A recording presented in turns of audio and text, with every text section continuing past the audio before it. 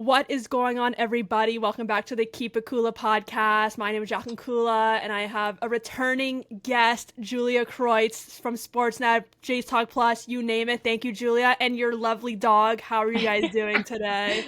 Thank you. Me and Elfie today. Thanks for having her on your show as well. I'm so excited to talk about the ALDS here. Oh, yeah. So before we get into the ALDS, so I don't have you a lot of time, we got to talk about Sunday's game. So I was at that game as well. I was a guest of someone who had tickets. I was not planning on going to this before, and I was like, yeah, I'll go. I said yes before we knew how dire this game would be. It ended up being one of the greatest moments of my life, I would say, being Yeah. at this game. As someone who was obviously working at the game, but also got experience, have you ever been to a game with that kind of energy in a regular season? Yeah. Honestly, no. I think it's fitting that it went down to the last day of the season with the way that this division is, right?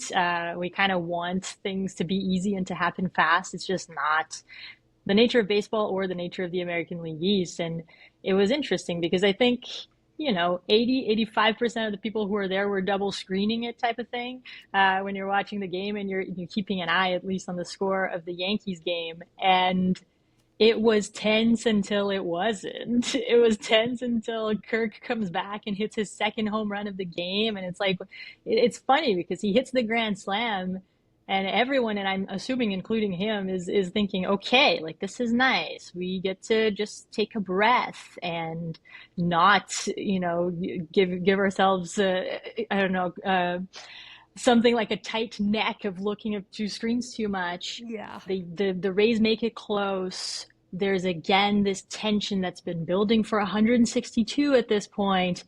And Kirk says, you know what? Don't worry. I'll just do it again. I'll just do it again. No problem at all. And you could see it, right? Everyone stayed back to celebrate with the players, to listen to the interviews. It meant so much to those guys. In the celebration, everyone is talking about relentlessness and selflessness being the main reasons why the Blue Jays are where they are. Everything they do is done for the good of the team. It was really special, and it was particularly special that it happened in front of the home crowd. Blue Jays have played so well at home, and the crowds have been increasingly awesome. Mhm. So, man, indeed, what a moment for everyone there, and especially, for fans of the Blue Jays that get to witness and make memories with this new club. Yeah, it was something really, really special. I've been to 8 games this season. Most I've ever been to any sporting event in my life in Nice. 1 year, and I've seen all 8 wins as well. I have Wow. not been to a loss. Mathematically, that is absolutely absurd. I guess I'm a lucky charm to the Jays. Right I don't know on. what it is, but there was nothing like it. Seeing that Kirk Grand Slam was absolutely amazing. Seeing people in the stands embrace each other is really what got me as well. And I stayed obviously for the speeches and whatnot. And when John Schneider was talking about how special this was, I felt Mm. emotional. Like I felt myself standing there, and that's something beautiful about sports, and that's something why I want to be in this field. And I'm sure part of why you are as well is because sports is so much more than just a game. It's the community, it's the love of it, it's the friendships, and watching this team. I've never loved a team more in my life than I do of the Yeah. 2025 Blue Jays, and it's something just really beautiful and poetic, and it was so special. And yeah, that crowd was amazing. That crowd was Yeah. truly amazing. People were so into it, talking to different people. Someone behind me was from Philadelphia, and they were there to cheer on the Blue Jays. Like, Right it was on. just really, really cool. It was some awesome stuff. And I have over here the clinched little banner there they Oh, were that's giving out to. cool. Oh yeah, I I was like, love I'm that. keeping this. Oh, no way am I Yeah. gonna give this to anybody. So really special stuff. We have the ALDS coming up on Yeah. Saturday. We are anxiously watching the Red Sox and Yankees. Who do you want to see the Jays play? Honestly, watching yesterday's game, so that would be Tuesday, game one of this wild card series, I thought if you have a chance not to face Aaron Judge, I think you still take that chance, even though, the playoff numbers are what they are. It's not like he's tearing the cover off the baseball, but he looked very good yesterday.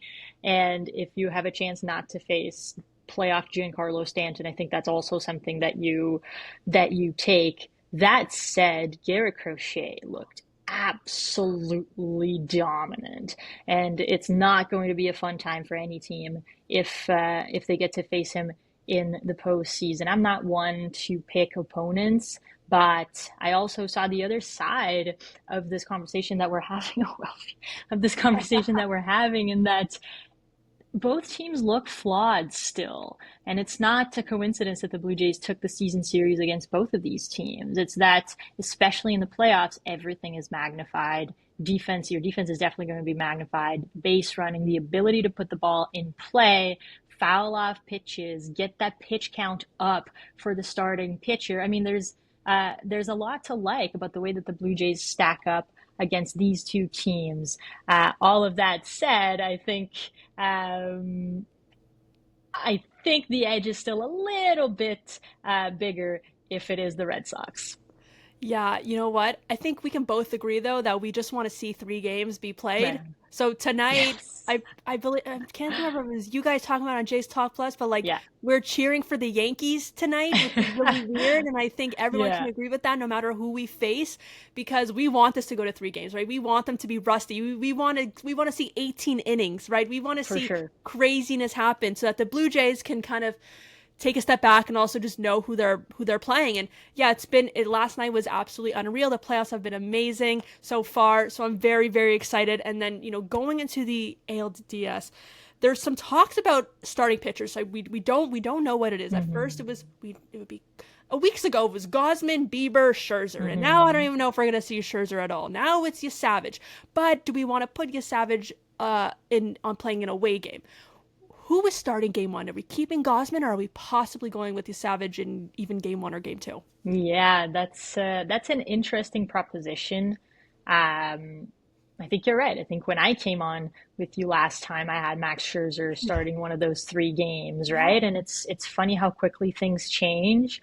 He is still a Hall of Famer. He is still an incredibly important guy and someone who's done it in the playoffs, which is huge, honestly. Having thrived in that stage and knowing what it takes to do it, I just don't know if right now this stuff justifies giving him a playoff start. I still think that the Blue Jays, and based on how they operate, I do think that Kevin Gausman does get the ball for game 1. He's earned it at this point. I say that there's been at least 2 seasons now where he also deserved to get the opening day start, and for whatever reason, whether it be injuries or whatever, that didn't happen. I think this is also a way, if the Blue Jays want to go that route, to rectify that a little bit, and he's earned it. I mean, the way that he pitched, save for that game 162, that's clearly a blip in which every ball hit on the ground kind of found a hole type of thing. Exactly. But he has been so good for this team for so long now, really. It's been a few seasons of Kevin Gausman that we have gotten to see, and the trust is there. I think that's the most important thing. I still think the Blue Jays are going to just be traditional about this and give the ball to Shane Bieber in game 2. You have all the advantage in the world playing at home, again with a guy who's done it before in that stage. And then is it ideal for Trey Savage to start a game at Fenway or at Yankee Stadium? Maybe it's not ideal, but he's shown that the heartbeat kind of stays the same, right? Which is really, really impressive for a 22-year-old. Yep. So yeah, if you want to play it safe, give him a home start. I understand, but also how fun would it be to see Trey Savage in one of those, classic ballparks pitching in the playoffs for the Blue Jays? That would be special. And yeah, going back to when you were on last, just a couple weeks ago, yeah, the discussions were Scherzer's a starter and Trey Savage will not be seen on the team, or he'll be in the bullpen. And I have a clip up. I promote clips, and a lot of people are saying like, clearly this is an older episode because things have kind of changed. Because Savage was no way we're seeing him to now he's one of our aces on this team. Yeah. That's a really beautiful thing about baseball and the craziness of this sport of how things can change like that. And, going into this place as well, there's so many potential starting lineups that we can see from this team. And there's also a possibility that we don't see Bo Bichette at all. Who do you think of our, some of our top guys, who do you think will not be seen in the starting lineup game 1? Yeah, I think that definitely depends on matchup, right? Who Of is the course. opposing pitcher? If it's a right-handed pitcher, I do expect a guy like Nathan Lucas to be in the lineup and every other lefty that the Blue Jays Mhm. have at their disposal. If you're facing a lefty pitcher, then maybe we see a little bit more mix and match. Maybe we don't see a Lucas right away. I do think that a guy like Andres Jimenez and Addison Barger as well should be in there regardless. Andres, just because of the defense, obviously, and Barger, because of the power potential, you can never really count that out, especially in a playoff series like this. The power is so important. And if you have a chance to have a guy like that who can run into one, put one in the seats, even if it's a lefty on the mound, I think we're going to see him as well. So the Blue Jays are very uh, they're prepared for absolutely everything. And that's something that John Schneider takes pride in. I think the big question is, what do you do about Anthony Santander? Is this guy going to start playoff games for you? Where is he hitting in the lineup? Mhm. And how much can you trust him defensively if you're going to have George Springer DH? And this is all assuming, of course, that Bo Bichette is not ready to come Yeah. back Mhm. in a DH capacity here, because if he is, then things get really, really interesting. Yeah. I mean, and by that point, is Santander just a pinch hitter for this team, because Mhm. you're giving the DH at bats to Bo Bichette. That means George Springer is playing in the field, and I don't think the Blue Jays are going to want an outfield that has both Santander and George Springer. So Yeah. Bo's availability is such a huge question mark, and it's going to have Mhm. so many trickle down effects that it's one of those wait and see, and you can ponder for sure.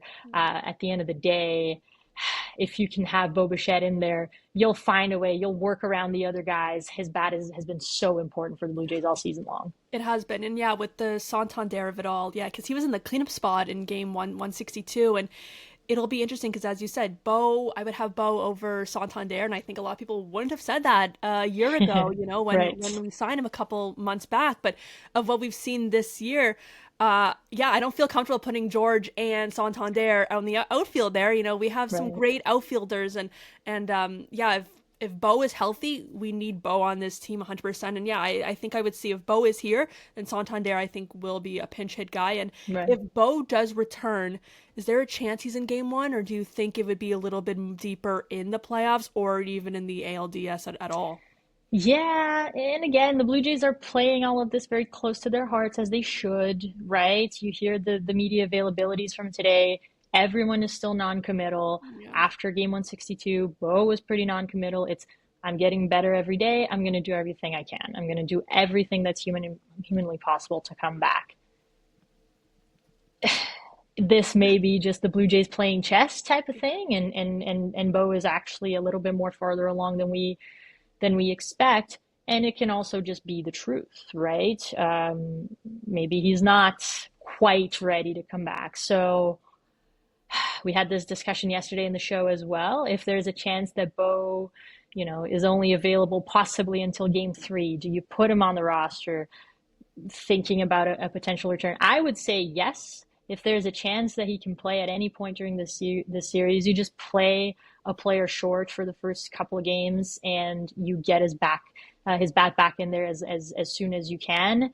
Still remains to be seen. If he's not running the bases yet, I don't know how that is going to go, and the Blue Jays are going to want to be smart about this. Yeah, it's definitely going to be tricky. And yeah, it's too bad because this all happened at that Yankee series. And, I thought it would be a short term thing. And now we may not even see Right. Bo at all. But I do have to let you go. I know this is a short term thing. Thank you so much, Julia, for coming on the Of show, talking course. Jays. Really, really appreciate it. I know you're so busy right now. It's a crazy time for everyone in this Jays world and with your dog as well. So I appreciate you both joining me.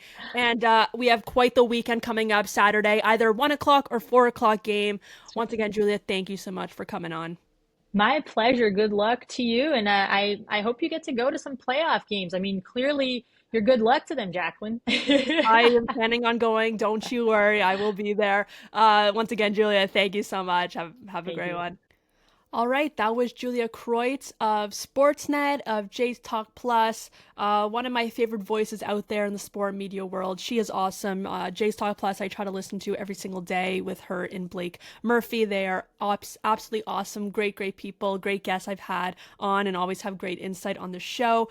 But I did have to let her go. Very busy time for everybody in this world. It's so exciting. The Jays game, I'm so excited for. Saturday, ALDS. If it's the Red Sox, the game starts at 1:08 p.m. If it's the Yankees, the game starts at 4:08 p.m. I'm not sure why it's like that, but it just is.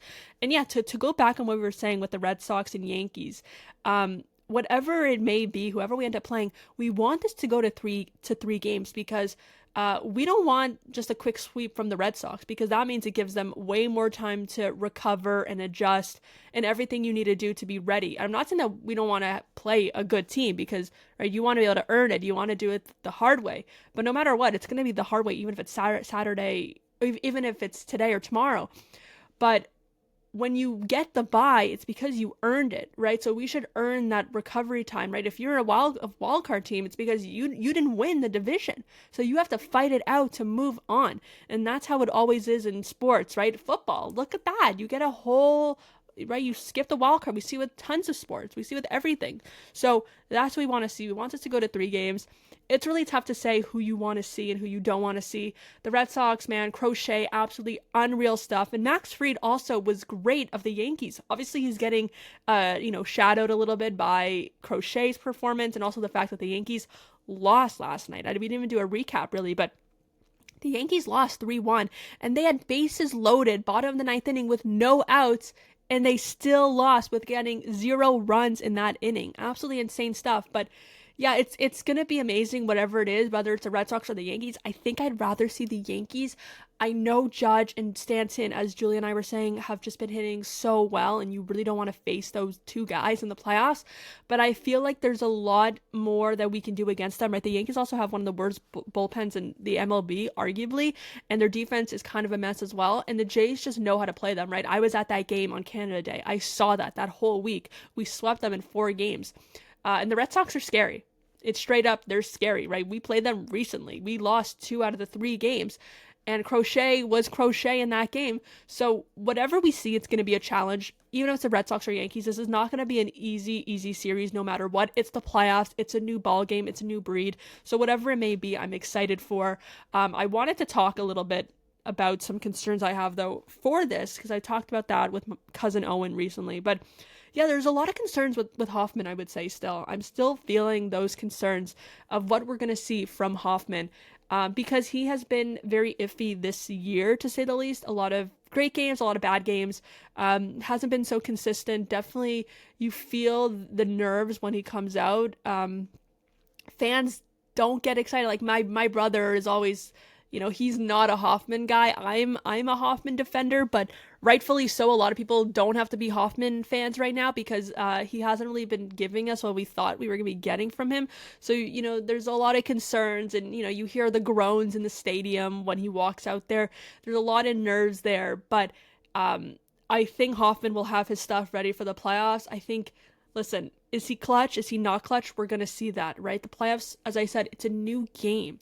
Like, I like to look at football sometimes, because, for example, last year, the Chiefs were not a good team in the regular season at all. A lot of those wins were pure luck, were some weird calls from the refs, were just craziness happening, block field goals, missed call here and there.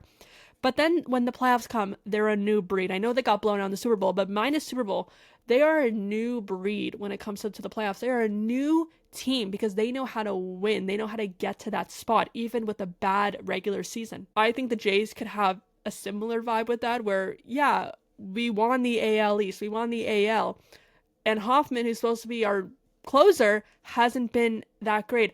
I think he's going to bring his clutch stuff to the playoffs, right? This is, as I said, a new ball game. So I'm very excited for that.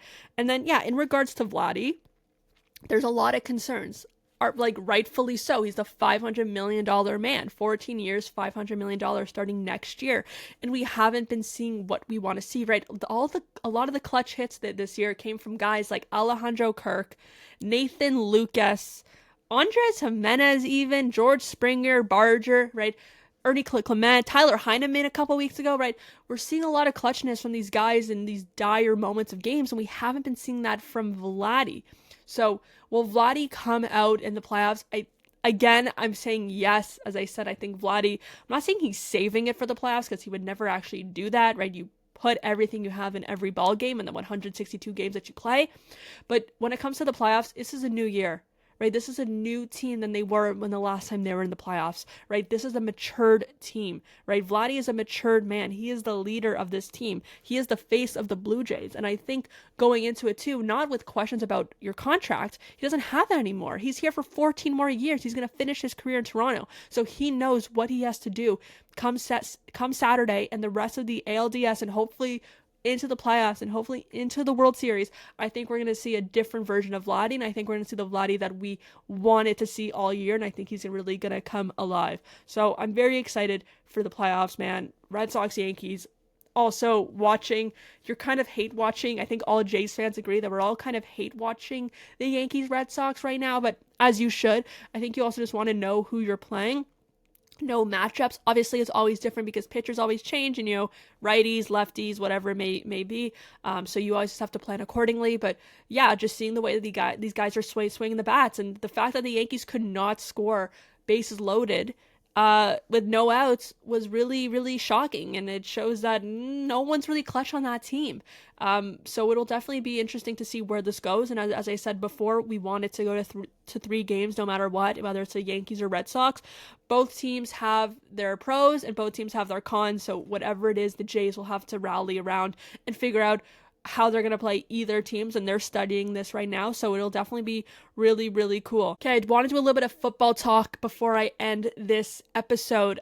We talked Giants, Owen and I, in the last episode with Jackson Dart. It's really too bad about Malik Neighbors, and I'm wondering now if the Giants are going to trade for a wide receiver this deadline or before the deadline, because this team is really special, right? I know they're a 1-3 team, but they're better than that, right? Cam Scatterboot and Jackson Dart might be the best duo in all of NFL. And Darius Slayton, I think, can really come alive because I think he is a really great wide receiver, Wan'Dale Robinson. But then you're missing that true star. And I'm wondering if the Giants could make a trade. I saw somewhere on Twitter, I think it was, about possibly trading for Jerry Jeudy. I don't think that's going to happen. I don't see that happening. Obviously, that would be pretty interesting because he is a wide receiver 1 that you would like to have on a team. I really don't think that they can get it done, but who knows? The Giants have to figure it out, right? We really need that piece if we want to do something this year. But yeah, just Jackson Dart, man, is just a really, really cool guy to watch. Really, really exciting player, and I'm really excited for the rest of the season with the Giants. With the Bills look strong. The Bills look great. There's no concerns there. The Lions look fantastic. Earlier in the year, I said the Lions were not going to be good this year. I'm definitely regretting those words because I think the Lions are the best team in the NFL. I think they're better than the Eagles. I think they're better than the Bills. I think they're better than the Chiefs. I think that they're really, really good. And then to end this off, I just want to talk about, shout out to Glenn Powell, man, and his new TV show, Chad Powers. Executive producers Peyton and Eli Manning, my boy, favorite athlete of all time, NFL player of all time, whatever it may be. Chad Powers is really interesting because it's an adaptation of Eli Manning's character, Chad Powers, which he did a couple years ago, pranking Penn State as a walk-on quarterback, dressed up as this guy named Chad Powers, where he had stuff all over his face, different hairstyle, you can't even tell it's him. And then they came to Glenn and wanted to turn this into something, and they made this TV show, and I watched the first episode, and you know what? I didn't hate it. It was actually a fun time. It's definitely you can definitely tell that they're having a fun time, and you can tell that Glenn Powell is just so funny, and you can tell he loves this stuff. And he was talking about it, I believe, on the Pat McAfee show, how they're not BSing what they're doing in the show, where a lot of movies, TV shows where they're playing sports, you can tell that they don't know what they're doing. Right? You've seen actors throw a football, and you can tell that they've never thrown a football in their life. But in this, Glenn Powell trained. He trained with Patrick Mahomes' quarterback coach, right? Apparently, a lot of the defenders in the first play, and I'm not going to spoil the show, but a lot of the guys on defense were players of the Baltimore Ravens acting in this. Just obviously not going to hit Glenn Powell, but it's a whole choreographed thing, as Glenn Powell said, where they're putting everything into this, and it's all real schools. He said too, other than the school that he eventually plays on afterwards, it starts off with him as a quarterback for Oregon against Georgia. So I think that's really cool for the football lovers, even if you don't love the show. Listen, it's a fun, cheesy comedy. It's a silly comedy. It doesn't take itself too seriously. But for the real football lovers, it's really, really cool. Cameos, so many cameos, even in the first episode, of college football people, announcers and whatnot. It's really cool stuff. So I definitely I'm gonna watch the second episode, I'm sure, soon.